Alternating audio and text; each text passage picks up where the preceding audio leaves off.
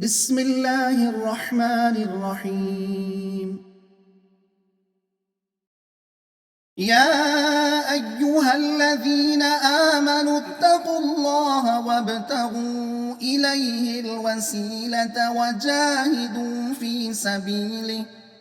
وجاهدوا في سبيله لعلكم تفلحون.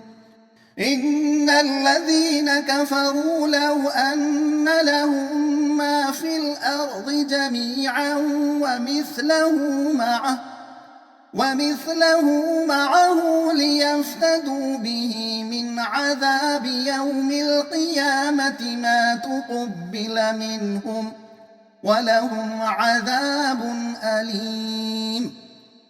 يريدون أن يخرجوا من النار وما هم بخارجين منها ولهم عذاب مقيم. والسارق والسارقة فاقطعوا أيديهما جزاء بما كسبا نكالا من الله والله عزيز حكيم. فمن تاب من بعد ظلمه وأصلح فإن الله يتوب عليه إن الله غفور رحيم. ألم تعلم أن الله له ملك السماوات والأرض يعذب من يشاء ويغفر لمن يشاء والله على كل شيء قدير. يا أيها الرسول لا يحزنك الذين يسارعون في الكفر من الذين قالوا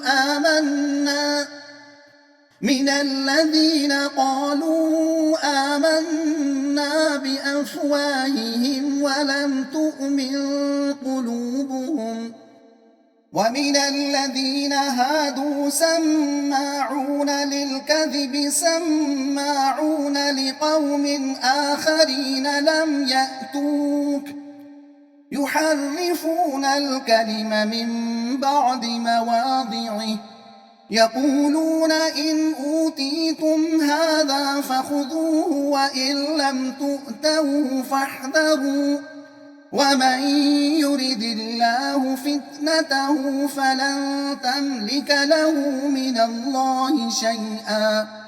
أولئك الذين لم يرد الله أن يطهر قلوبهم لهم في الدنيا خزي ولهم في الآخرة عذاب عظيم.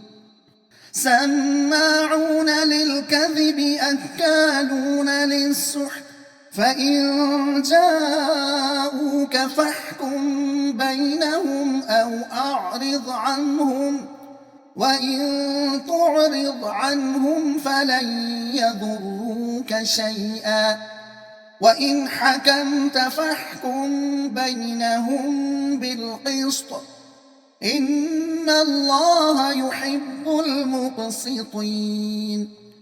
وكيف يحكمونك وعندهم التوراة فيها حكم الله ثم يتولون من بعد ذلك وما أولئك بالمؤمنين.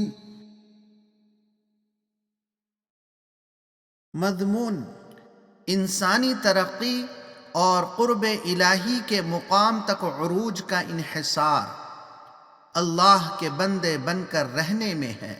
मतलब ऐ ईमान वालो, अल्लाह ताला से डरते रहो, उसकी जनाब में बारियाबी का ज़रिया तलाश करो जिसके लिए तुमको अपनी तमाम इम्कानी ताकतों से कशमकश व जुद्दोजहद करते रहना चाहिए और उन क़ुव्वतों का मुकाबिला करना चाहिए जो तुमको अल्लाह की मर्ज़ी के मुताबिक चलने से रोकती हैं, चाहे वो तुम्हारा नफ्स सरकश हो, یا باطل نظام زندگی، اسی جد و جہد میں تمہاری فلاح ہے۔ جو لوگ کفر و نادانی کا رویہ اختیار کریں گے ان کو آخرت میں سخت عذاب بھگتنا پڑے گا۔ چوری کرنے والے کا ہاتھ کاٹ ڈالنا چاہیے کہ یہ اس کی کمائی کا بدلہ ہے اور دوسروں کے لیے عبرت۔